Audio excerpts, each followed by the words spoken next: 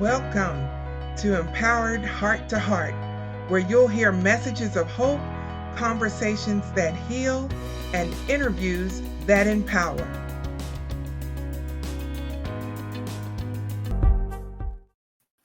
Well, hey, this is Dr. Rhonda Simmons, and I am so glad to be with you for another edition of Empowered Heart to Heart. I am so glad to be with you again today. We're going to have another great episode for you today. I've said it once, I've said it twice. I don't know how many hundreds of times I've said it, but let me tell you, I have interviewed some of the best people this side of heaven. Today is no exception. And I'm super duper proud to have this guest today. Before I introduce her, though, you know what you have to do. I need you to like, comment, and share this video if you're watching on our YouTube channel. Or if you're listening to our podcast, make sure that you're sharing this podcast episode with your friends so that they'll know what you're listening to and they can get the great gems that you're getting too. So don't keep it to yourself. Make sure you share it. Again, if you're watching on our YouTube channel, hit the subscribe button or the notification button so you'll know every single time I upload a video. Because let me tell you, it's happening over here at Empowered Heart to Heart. We're getting stuff done. And so we want you to go with us on this journey. If you need to reach out to us, please do so on our social media channels, Facebook, Instagram, LinkedIn, and Twitter. And you can reach us at TSEFIORG. Yes, I know that was a mouthful, but it stands for the Simmons Empowerment Foundation Incorporated, which is an even bigger mouthful. So I did us all a favor. And our social media handle is TSEFIORG. So make sure you reach out to us. You can also email us. Of course, we're at whatever my email address is. There it is. All righty. info@TSEFIORG. If you'd like to be on the show, you can check us out on our website as well. If you want to be on the show, reach out to us and we'll make sure that you get a link to the pre-qualification application, because we interview, again, some of the best people this side of heaven. And I believe that could be one of you. So today I am super excited because I am going to be talking to a young lady by the name of Miss Jasmine Gold. And she is a mom and a former pastor's wife. And let me just clarify that statement. When I say former pastor's wife, she's not divorced, y'all. She's still married to the man. Okay. So just like any other job can change, being a pastor's wife can change too sometimes. And so she's a mom, a former pastor's wife, but she has a passion for the gospel and women's ministry. I love it. I love it. I love it. Her and her husband still feel called to vocational ministry and are actively seeking the Lord for when that opportunity might open up. Oh my goodness, they are on the move. They're trying to do something for the kingdom. If you didn't know by now, we are a Christian podcast. And so we may say the name of Jesus at any given moment because that's just who we are. And he has done so much for us, whereof we are glad. I just had to throw that in there right in the midst of her bio. But Jasmine also has been married to her husband. I told you she was still married, y'all. Her husband, Cody, for nearly 6 years. And they have a 3-year-old son and a 1.5-year-old daughter. And her children are the greatest joy and fruit of their marriage. Jasmine also shares about the beauty of motherhood and the beauty of the gospel regularly with her community on Instagram, and believes that the Lord is moving mightily there.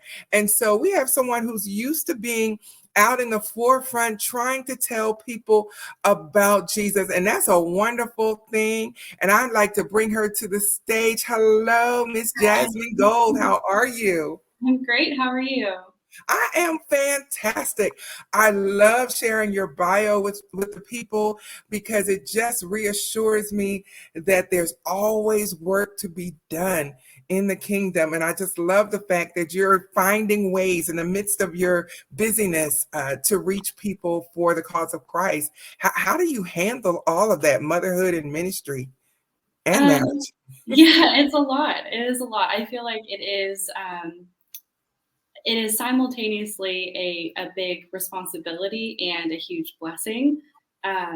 I recently, well, not recently, not that recently, but about a year ago, was actually diagnosed with ADHD, and it made all of the puzzle pieces click together for me, like why life was so hard as a mom and all the things. So I've been on a little bit of a journey the last, I don't know, year and a half or so navigating that. And it's helped me a lot realizing there's a lot of tools and resources I can utilize to help me be more effective in life in general. Because it really does like affect all of the areas of life as a mom, as a wife, trying to be a good friend, trying to be on mission. Like, um, yeah, it's been a journey. I can imagine. Did you find that you struggled with procrastination and not getting things done Yeah. a lot? Yeah, that was like my report cards were all like, great when she applies herself, super bright, joy to have in class, always behind on homework, always staring off into space, always distracted. And yeah, chronic overwhelm is definitely something that I have struggled with. And I feel like recently the Lord has given me just a ton of mercy and grace and all of the things to be able to navigate that. And I feel like I've had a ton of breakthrough in that area, which has been really encouraging. Good, good. Glad to hear it. So you mentioned that there were some strategies that you put in place to help yourself.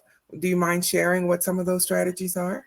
Yeah. Well, first of all, reading the Bible every day is like, that is a game changer. So for me, in postpartum, when I was overwhelmed with life, like that was the first thing that would get set aside, unfortunately. And I think that's just how the enemy would like it. If he can cripple us like that, that's exactly what he would like. So that was the first thing that would go.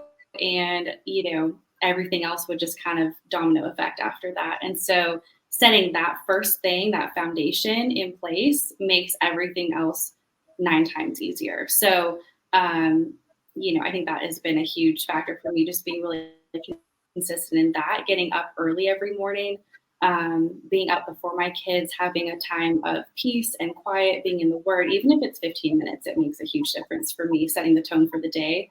I notice I'm like probably 75% more productive during the day if I spend even just 20 minutes, 15 minutes in the Word before my kids are up with a cup of coffee. Like it really does change things. So that's like the number one thing I think I would say. Well, that's wonderful. That's wonderful. I've talked to so many people who have also mentioned the power of journaling. Do Mhm. you, is that a part of your routine as well? It's actually a funny story. I was a very good habitual journaler until pretty much until I had my son, my first child, and it just like went out the window. And I actually had pulled out my journal and was looking at it like I don't know 3 or 4 days ago, and the last entry I had in there was like when we found out we were pregnant with him or something, and I had journaled in a different journal, and I don't know where it is, but yeah, it's been a while. So I'm just getting back into doing that as well because looking back at my old journals where I was writing down prayer requests and what the Lord was doing in my life, like having that you know, chronicles of the Lord's work in my life is so grounding and so encouraging to be able to look back on and see answered prayers and see, how He's been changing my heart and how I'm growing in the process of sanctification and all that stuff. Like it really is, yeah, it is huge. It's very impactful. Good, good. You know, it is so amazing that you talk about the morning devotions and that time with God. Um, I really think it kind of goes back to, Matthew 6:33 that talks about seek ye first the kingdom of God and his righteousness. It's a matter of making him that priority. Hmm. And I love how you said it brings about a peace in your life. I do have a question, with marriage and ministry and motherhood. Um, do you find now that you've added motherhood to the mix, do you find that you've had to reprioritize your life so that maybe to the outside it looks different, or I'll just say different, Yeah. and you just had to reprioritize some things? Can you talk to us about that and how that journey has been? Yeah. So before we had kids, my husband was in full time ministry as a pastor of a church. And I was very active in just community in general, very active in the church and serving often. I served in children's ministry and all kinds of different things, graphic design stuff and all types of things. But primarily, I poured a lot of my time into fellowshipping and discipling young women in our church and meeting with older women, gleaning wisdom from them. And that was something that I just had a big heart for. Women's ministry has always been something that I've had a really huge heart for. So, before kids, I was working part-time and I had a really wide open schedule. I could meet pretty much any time of the day or week that would work for somebody else. And then now having kids, I have I have a lot fewer windows of time that I'm available for somebody. And it's looked a lot more like getting together with other moms and trying to, mutually encourage each other in motherhood. And so from the outside looking in, I think someone might say like, gosh, do you ever do anything else besides be a mom? But I think one, that is my greatest joy is to be able to be a mom, and like discipling my kids comes first before discipling anybody else outside of our home. Um, you know, the Lord has, I'm going to get emotional talking about this, but, the Lord has entrusted us as mothers with these beautiful souls that we are, along with our husbands, like we are in charge of shaping their worldview, shaping their heart, shaping their mind. We are the ones that gets to teach them about Jesus and what it looks like to be a Christian and the beauty of the gospel. And I think that is actually one of my little motto things is like, motherhood is my ministry. Like right now, motherhood is my ministry. That is my foremost thing that I am pouring myself into outside of my marriage. My marriage comes first. My husband, like he is my priority, but outside of that, it's my husband, then my children, and then the church, friends, family, everybody else outside of that. They are all in the third tier of my priority as far as my time and my attention. And honestly, I think that's the most responsible structure of those things. From everybody else that I've talked to that's older and wiser than me, they have all said the same thing. So I think I feel good with the structure and the amount of time that I'm able to spend with other people. I wish it was more. I truly do. And that's why my Instagram community has been so sweet, because it's enabled me to connect with other women that I wouldn't normally have time to sit down with a cup of coffee in my house with, but I can still catch up with them and I can check in with them and message with them and, pray for them. And it's really a sweet thing. So. Yes, yes. I was thinking as you were talking that God created the family before he even created the church. Mm-hmm. And, sometimes, and I like I told you probably before we went on the air, that I've been in ministry for over 30 years. So I do understand ministry. I understand the responsibility of it. And I understand how easy it is to get imbalanced, because I've grown up in an era where, we'll rest when we get to heaven. Well, I'm convinced that we'll get there a whole lot sooner if we don't take time to rest these bodies, and because our bodies are what we do ministry in. And so it's so important that we have that balance. And I really appreciate what you said about that. Do you find that there are times when you hit that point of burnout in your journey?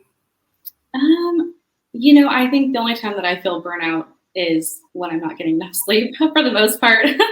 Thankfully, my daughter's old enough now that she sleeps through the night most nights. But I think if I'm trying to do too much in a week, if I have too many get-togethers with other moms or too many dinners with other couples and stuff like that, I feel socially burnt out a little bit. But for the most part, I think because we're not in full-time ministry currently, I'm not experiencing quite as much of that as I used to.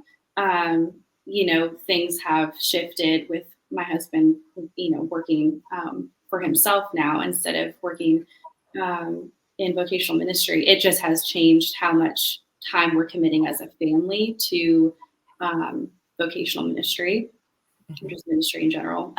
But I would say back then, I don't think that I experienced as much burnout because I didn't have children to take care of. It was just me and my husband, and I had so much more capacity then. Um, Right.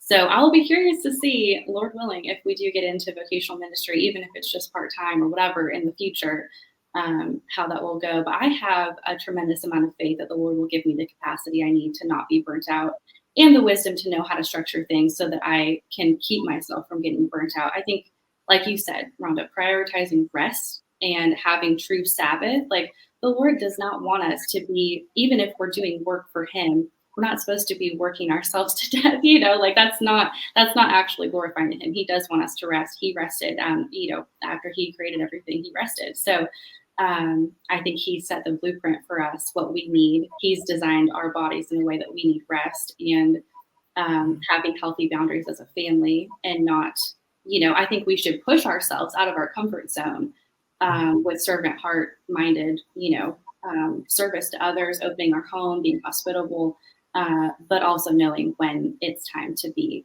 just a family. Absolutely. So how easy or difficult do you find it setting boundaries where you exercise the power of no? Hmm. Well, as a recovering people pleaser, the word no is a fairly difficult word for me in my vocabulary. But I would say now having kids, it has made it excessively more accessible to use that word, because there just isn't room for everything. Like I used to try and find room for everything, and there just isn't anymore. So I would say, I think just not creating invitations where I know there's not the capacity for them. If someone asks us, to do dinner, or if another mom's wanting to spend time together, or whatever the case may be, it's just as simple as like, okay, let me look at my calendar and I'll let you know if there's a good day, maybe next week or maybe this week, I'm not sure, or whatever, So I think just leaving it kind of open-ended and allowing for back and forth with finding a date that actually works for you, and not saying yes to everything just because you want to please the other person. I think that's important. Yes, yes, absolutely. So, can you tell us a little bit about the Etsy shop that you have? Oh, yeah. So I started Juniper and Ivy Creative Co. A few months ago. That was, well, more than just a few months ago. That was like, I don't even know. That was in January or February. I started that. And I started just with the heart. This actually is funny. The other day when I was looking at my journal, I had a whole list of goals from 4 years ago that I was hoping to start an Instagram account, start my Etsy shop, and create all of these different, um, I don't know, art and things that were encouraging, T-shirts with sweet slogans and art and stuff like that on them. And it took me a long time to get it going because I just started it this year, 4 years after I had that idea. And I feel like the Lord was reminding me, like, I've had a little bit of a hard time. It's been a slow start with things. And I've been battling a little bit of discouragement with it, and like, oh, is this really like what I'm supposed to be doing? Am I just squandering my time with this? And coming across that journal entry where I had those goals and those ideas, I feel like the Lord just totally reminded me, like, no, this is something that I've placed in your heart for a reason. And, it's something that I'm supposed to be doing right now. So, yeah, it's just a little bit of a creative outlet for me. I am super passionate about art and designing things. I think it's really fun. And hopefully it is encouraging to others and brings glory to the Lord. Wonderful. So, Jasmine's Etsy shop is called Juniper and Ivy Creative Co. And all, yeah, yeah. So I'm asking our viewers and our listeners, check it out, get what you need there. Now, when you say art, are you referring to graphic art, or are you referring to, paintings or ceramics or Can you be a little more Yeah, specific? yeah. So I have done a little bit of my own graphic drawing design with a couple of different designs. Right now, I think there's only one. I'm still in the process of uploading all of the different products that I've designed. I'm using a um, I forget the name of it right now, but like a print on demand service because I don't have the capacity to make a bunch of garments in my own house right now. Nor do I think I ever want to do that because that's a big undertaking as far as equipment goes. So I use a supplier and they print my designs for me and ship them directly to the customer, which is really great. And the products themselves, I have t-shirts and sweatshirts and hats. And there's a little bit of a like country music, Western influence on some things, and then everything else is a little bit Little Women, Little House on the Prairie kind of vibe with like homemaking, motherhood. Like it's all very like I love florals and things like that. So that's kind of the idea. It's very like antique inspired, and I'll do. There's actually open domain art that you can get copies of, like old like Van Gogh paintings and stuff like that that you can get. So I'm planning to use some of those to put on canvases with some scripture and like shirts and stuff like that. So I have a lot of ideas in my head that I'm working on lots of things, but for right now, it's mainly shirts and sweatshirts and hats. Sounds beautiful. Sounds absolutely beautiful. As we wrap up, Jasmine, one of the things I love about talking with you and getting to learn more about you is that you are showing us through your life that when we take a by any means necessary approach to sharing the gospel, we'd be amazed with how God can use us and how he can take the talents that we have and use it for his glory. And I love how your creative side is coming out in your Etsy shop and how you're sharing the gospel with other moms. You're finding a way. I love that. I love that. And so when you go to sleep at night, do you feel fulfilled? I do. Yeah, I do. I think primarily I feel most fulfilled in my marriage. The support of my husband and his care and leading of our family is very fulfilling. And my children are the sweetest things. And I feel, yeah, tremendously grateful. We have a very, very blessed life. We have been given so many gifts of the gift of salvation primarily, and then this cute little house that we live in, our beautiful kids, and yeah, just the freedom living in America. We have a lot of gifts, and I'm very grateful for all of it. Well, I am grateful for you being here on the show today, Jasmine, and I really appreciate you taking the time out to talk with us, to let us know that ministry, marriage, motherhood uh, can still all be used for God's glory, and you can still do something powerful in the kingdom. And thank you for sharing your gifts with us today. Thank you so much. Thank you so much for having me. It's been so fun talking with you. Absolutely. If you'll just sit tight, I'll be right with you as soon as I wrap up the show, okay? Thank you. Oh my goodness, I have enjoyed talking with Mrs. Jasmine Gold. She is truly golden, in that she is doing a work for Christ right in the season of life where she is. So many times as humans, as women, especially sometimes we get this Wonder Woman syndrome where we can do it all, we can have it all. No matter if you add children to the mix, we can still go at the same pace as we've all been doing. And you and I both know that's not the case. You know that life changes, seasons change, and we have to adapt to them. And Jasmine has shown us that as your life evolves into going from marriage to ministry to motherhood, find a way. Take time in the morning to spend time with God and get direction from Him, and He will direct your paths. I believe that's a scripture, Proverbs chapter 3. It says to trust in the Lord with all your heart and lean not to your own understanding. In all of your ways, acknowledge him, and he shall direct your paths. He'll tell you how to do. He'll tell you what to do. He'll show you opportunities that you may not have even been aware of, that you can still do something for him and have an impact on your community, no matter where you are. So I encourage you, start praying first and seeking God and finding out, what can I do in this season of my life? I promise you, he'll give you an answer, and he'll open up your eyes so that you can see the opportunities around you. So until the next time, be blessed, be encouraged, but most of all, be empowered. And I'll see you on the next edition of Empowered Heart to Heart.